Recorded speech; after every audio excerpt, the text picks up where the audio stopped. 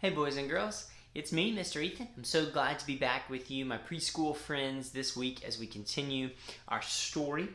We're reading The Biggest Story by Kevin D. Young, and it's all about God's message in His Word, the Bible. And we're specifically looking at how the snake crusher brings us back to the garden.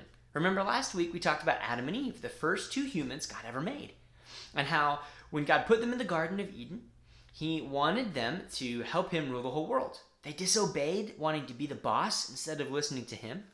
And they did that because Satan, or this snake, tempted them into disobeying. And they listened, and they sinned. And the consequence was that they got kicked out of the garden. But before they left, God made a promise that one of their children was going to crush this snake and make sure that it was possible for everyone to be forgiven for their disobedience. So we're going to pick up our story in chapter 2 this week. Let's jump in, shall we? Right here.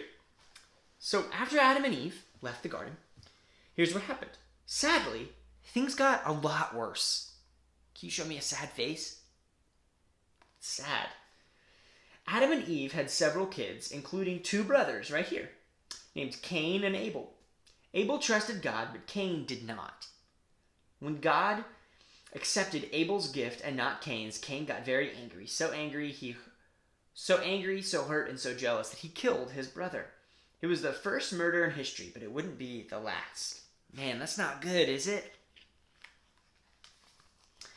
Things were not the way they were supposed to be. Everything fell apart after sin, or disobedience, entered the world.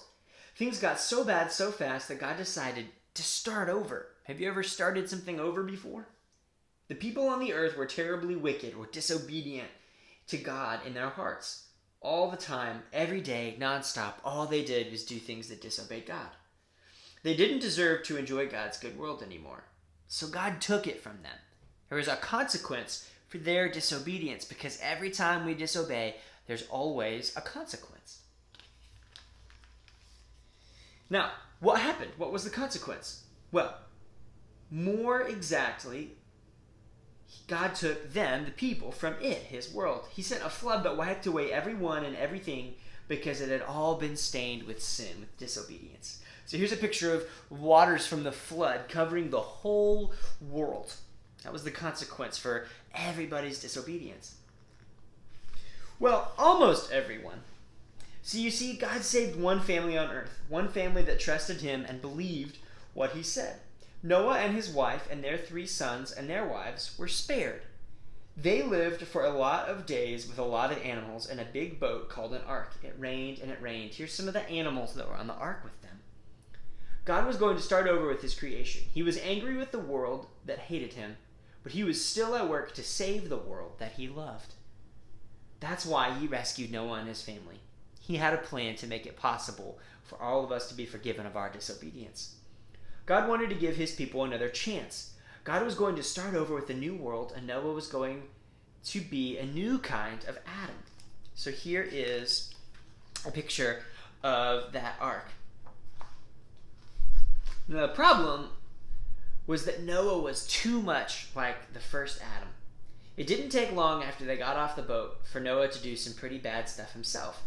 He trusted God enough to build an ark when everyone laughed at him, but it turns out he could be just as foul as everybody else. Every one of Noah's sons got cursed, just like everything got cursed back when Adam and Eve disobeyed in the garden.